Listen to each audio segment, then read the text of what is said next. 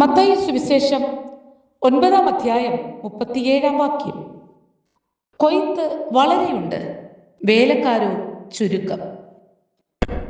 നാം എന്തുകൊണ്ട് ധൃതി കൂട്ടുന്നില്ല?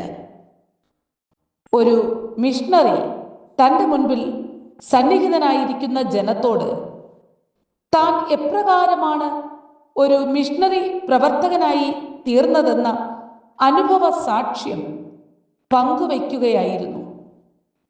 താൻ ഇപ്രകാരം പറഞ്ഞു: ഞാൻ ഒരു ദിവസം സന്ധ്യയ്ക്ക് ഇരുൾ വ്യാപിച്ചു തുടങ്ങിയ സമയം വിശാലമായ പുൽപ്രദേശത്തു കൂടി എൻ്റെ വീട്ടിലേക്ക് വരികയായിരുന്നു. എന്നെ ദൂരവേ കണ്ട സന്തോഷത്താൽ പുല്ല് വളരെ ഉയരത്തിൽ കിടന്നതിൻ്റെ ഇടയിൽ കൂടി എൻ്റെ മകൻ അതിവേഗം എൻ്റെ അടുക്കലേക്ക് ഓടി വരികയായിരുന്നു. പക്ഷേ പെട്ടെന്ന് അവൻ അപ്രത്യക്ഷനായി. ഞാൻ കരുതി അവൻ കളിക്കുകയായിരിക്കുമെന്ന്.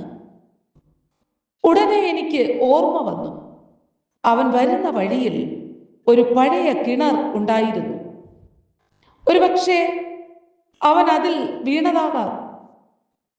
ഞാൻ വേഗത്തിൽ അവിടെ എത്തി അവനെ പൊക്കിയെടുത്തു. അവൻ എൻ്റെ മുഖത്ത് നോക്കി ഇപ്രകാരം ചോദിച്ചു: ഡാഡി, എന്തുകൊണ്ട് ധൃതി കൂട്ടിയില്ല? ആ വാക്കുകൾ ഒരിക്കലും എൻ്റെ ഹൃദയത്തിൽ നിന്നും വിട്ടുമാറുന്നില്ല. അത് ആഴമേറിയ അർത്ഥത്തിൽ എൻ്റെ കാതിൽ മുഴങ്ങുന്നു.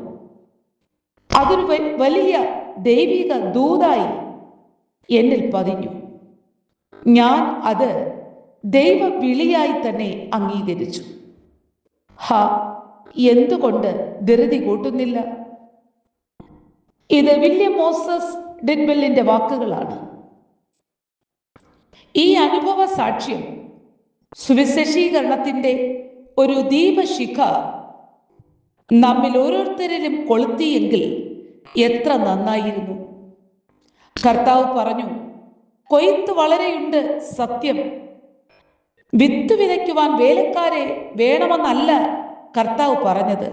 പിന്നെയോ കൊയ്യുവാൻ വേലക്കാരെ വേണമെന്നാണ്.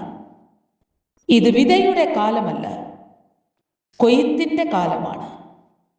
തക്ക സമയത്ത് കൊയ്ത്ത് നടന്നില്ല എങ്കിൽ ധാന്യം നഷ്ടപ്പെട്ടു പോകും. വിതയേക്കാൾ പ്രാധാന്യം കൊയ്ത്തിനാണ് ഉള്ളത്. കൊയ്ത്ത് കാലത്ത് ഉറങ്ങുന്നവൻ നാണം കെട്ടവനാണെന്ന് സദൃശ്യവാക്യങ്ങളുടെ പുസ്തകം 10-ാം അധ്യായം 5-ാമത്തെ വചനത്തിൽ വായിക്കുന്നത് കാണാം. ലോക ജനസംഖ്യയിൽ 5-3 മില്യൺ ജനങ്ങൾ ഇന്നും സുവിശേഷം അറിയാത്തവരായി നാശത്തിലേക്ക് പോയിക്കൊണ്ടിരിക്കുന്നു.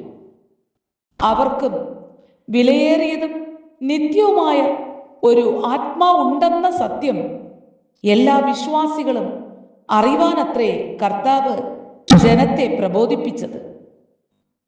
ആരെങ്കിലും പാപികളോട് സുവിശേഷം അറിയിച്ചെങ്കിൽ മാത്രമേ അവർക്ക് ക്രിസ്തുവിനെ രക്ഷിതാവായി അംഗീകരിക്കുവാൻ കഴിയുകയുള്ളൂ എന്ന് റോമർക്കെഴുതിയ ലേഖനം 10-ാം അധ്യായം 14-ാം വചനത്തിൽ പറയുന്നു.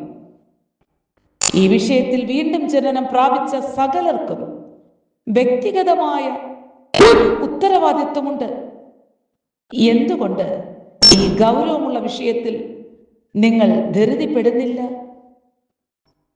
സങ്കീർത്തനങ്ങൾ 126, യോഹന്നാൻ സുവിശേഷം 5, റോമർക്കെഴുതിയ ലേഖനം 7, ഈ അധ്യായങ്ങൾ വായിച്ചു ബലപ്പെടുവാൻ പരിശുദ്ധാത്മാവ് നമ്മെ ഓരോരുത്തരെയും സഹായിക്കുമാറാകട്ടെ.